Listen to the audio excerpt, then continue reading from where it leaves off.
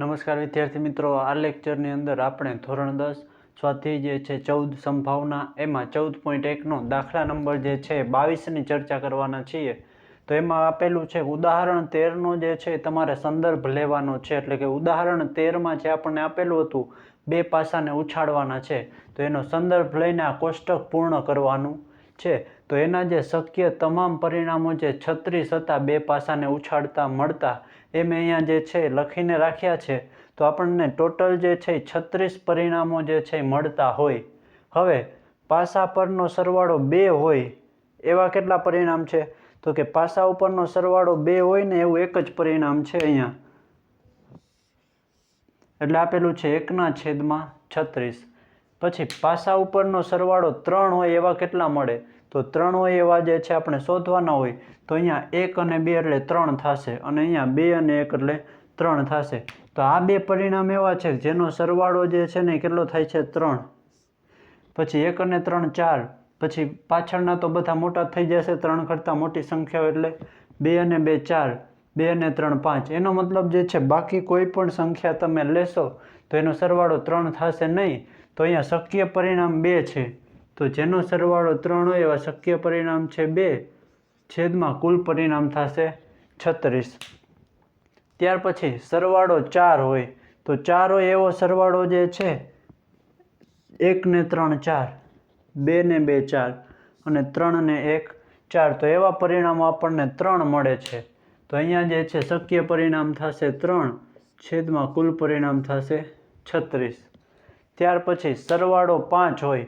તો 5 હોય એવો સરવાળો જે છે એ કયા કયા પરિણામનો થશે? તો 1 અને 4 એટલે 5. આ જો એનાથી મોટા થઈ જશે તો 1 અને 4 5, 2 અને 3 5, 3 અને 2 5 અને 4 અને 1 5. તો 1 2 3 અને 4 એવા પરિણામ છે. તો એમાં આવશે 4/36. ત્યાર પછી સરવાળો 6 હોય. તો સરવાળો 6 હોય એવા 1 અને 5 6, 2 અને 4 6, 3 અને 3 6, 4 અને 2 6 અને 5 અને 1 6. તો આ જે છે પરિણામ, આ બધાનો સરવાળો જે છે એ 6 થશે. તો 1 2 3 4 અને 5 એવા પરિણામ છે જેનો સરવાળો 6 થાય. તો અહીંયા આવશે 5/36. ત્યાર પછી જેનો સરવાળો 7 થાય.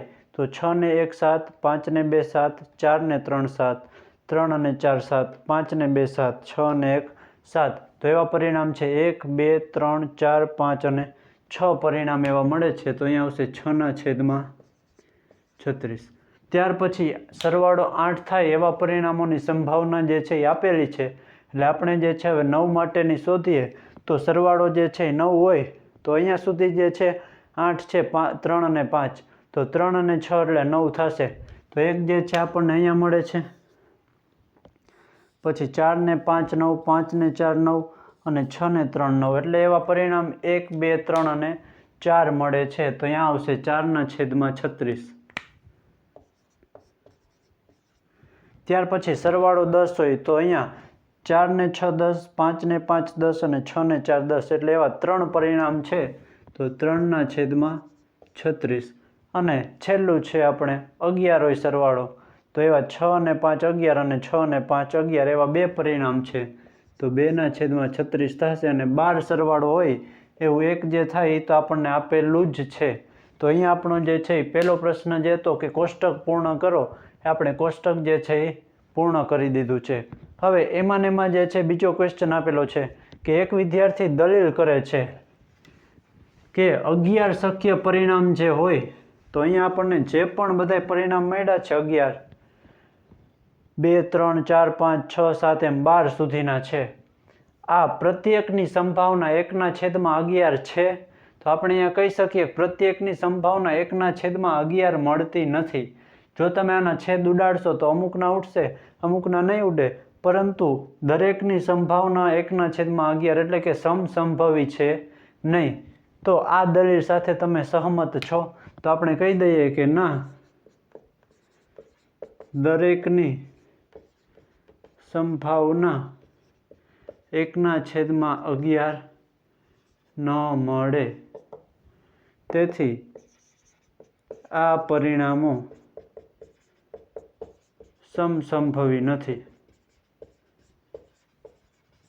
તો આ જે છે આપણે દલીલ સાથે સહમત નથી, કારણ કે દરેકના જે છે એ જવાબ અલગ અલગ આવે છે. તો અહીંયા જે છે આ દાખલો પૂરો થાય છે. તો ફરી પાછા મળીશું નવા વિડીયોમાં નવા જ દાખલા સાથે. તો થેન્ક યુ વેરી મચ.